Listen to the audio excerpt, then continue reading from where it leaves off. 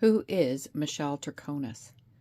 And why would she write on her social media, "It's been 4.5 years since I was wrongly accused. I have faith in the justice and jury system." In this video, we're going to find out a little bit more. If you want to know more, we're going to hear from Duty Ron and Ed Wallace, who are covering this case in depth. When Fotis Dulos died by suicide in January 2020, his death left Michelle Troconis and Kent Mawhinney, Fotis' friend and personal lawyer, the only two people remaining, facing charges concerning Jennifer Dulos' disappearance. Troconis faces charges of conspiracy to commit murder, tampering with physical evidence, hindering prosecution, and conspiracy to tamper with physical evidence in connection to the disappearance. She has pled not guilty to all the charges. It's all smoke and no fire means that there's a lot of talk and speculation, but no real evidence to support it. You have actually been trained in investigative techniques, right? Yes. At least when dealing with adult suspects, adult witnesses, you are allowed to make up stuff, aren't you? To them. Yes. You're allowed to provide false information as a means of trying to elicit information from that individual, right? Yes, correct. So, for example, it's not in this case, but if you had told a suspect that someone else was confessing against them, you would be hoping that would elicit that person to say, "Oh, it wasn't me. I was just the standby. It was that other person." Isn't that a regular technique that's used? Yes. Okay. And sometimes if you have two people in custody at the same time, you have one detective saying the same thing to that other person, seeing who's going to talk first, right? Yep. Yes. That's good, Ron. That was Andrew.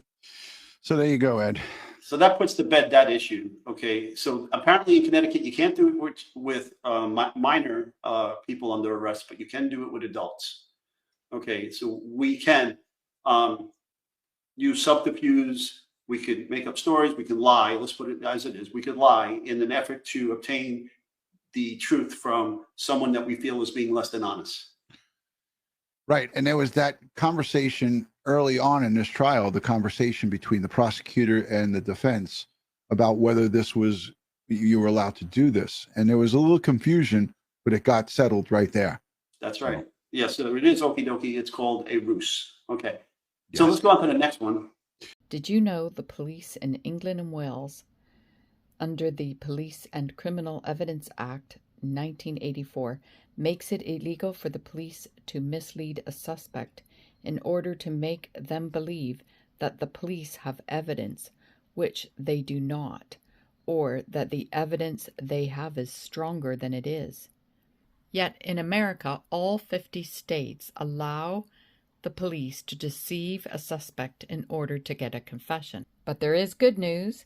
The Innocent Project reminds us that there are several states that have passed legislation to protect juveniles from the use of deception during interrogations.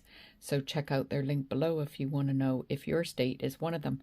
But the use of these tactics against adults is still legal in all 50 states. There are other states, including Delaware and New York, that are taking steps to end police deception in interrogations altogether. So check out their article. It is a very interesting read. I have left a link below from the Innocence Project if you want to know more about this subject. I'm Karen Cole from Legal Minded Friends. Information is power.